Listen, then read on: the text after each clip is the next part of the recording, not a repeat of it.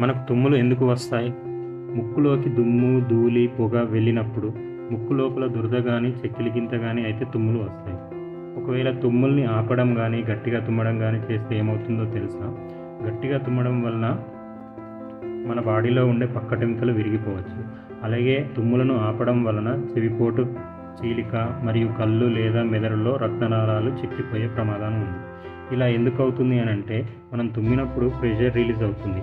ఆ ప్రెషర్ని మనం ఆపడానికి ట్రై చేస్తే ఇలా జరుగుతుంది.